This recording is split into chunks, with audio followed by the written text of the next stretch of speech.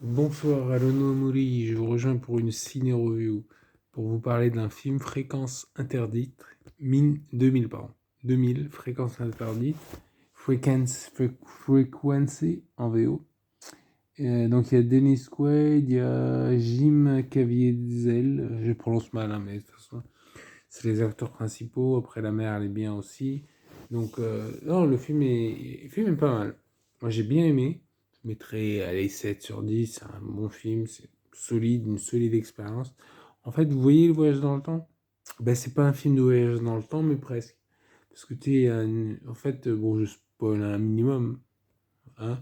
Donc dans le film, il y a le fils, donc qui est dans le présent, en 1999, il me semble. Et en fait, il communique avec son père, qui est dans le passé, qui est en 1969. En fait, son père c'est un pompier, et lui c'est un flic, et tu vois, il est censé mourir, et en fait, il communique. Putain, ça c'est bizarre dit comme ça. Mais vous voyez, il y a une sorte de communication, genre, je m'appelle moi en 1990, alors qu'en 1991, tu vois, je suis censé mourir dans un accident de voiture. Donc je peux me dire, Arnaud ne prend pas le volant. Tu vois, des trucs comme ça. Moi, j'aime bien. Tu as une notion de, voilà, de voyage dans le temps, même si en fait, c'est pas. Parce qu'ils ont une radio en fait magique. Enfin, voilà. Et en fait, ils communiquent parce qu'il y a une aurore boréale, enfin, un truc comme ça.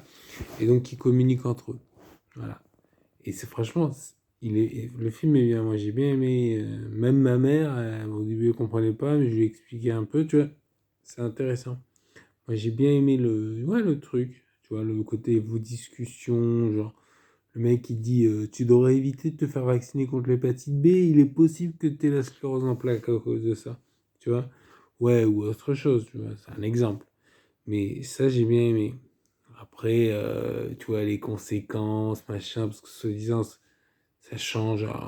Non, mais c'est vachement intéressant, hein. Parce qu'après, il y a une histoire, il y a un serial killer. Au début, il essaie de sauver son père rapport à un incendie, à une mort, voilà, parce que c'est un pompier. Et en fait, du coup, ça chamboule l'existence et du coup, il y a un serial killer, tu vois. Pourquoi pas, pourquoi pas. Même si, je pense pas, je pense pas.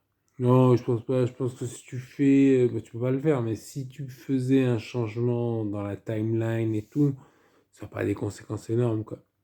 Ouais, voilà, à part si t'es Adolf Hitler et que tu l'étranges dans son berceau, mais tu vois, dans le côté changement de réalité, à part ça, voilà quoi.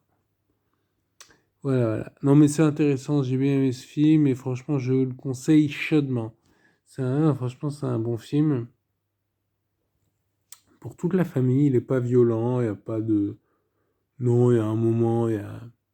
Tu sais, on voit Dennis Quaid qui va dans une boîte de nuit, enfin, c'est pas une boîte de nuit, dans un café, un bar, quoi. Et tu sais, il voit des jeunes des infirmières, tu sais, il leur parle, quoi. Mais à part ça, tu sais, on peut pas vraiment dire qu'il y ait de débauche explicite. Donc ce film est pour toute la famille.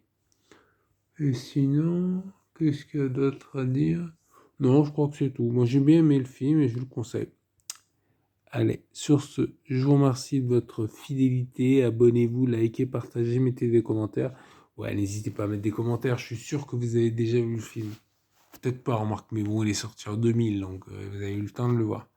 Moi j'ai bien aimé en tout cas. Allez, ciao, ciao.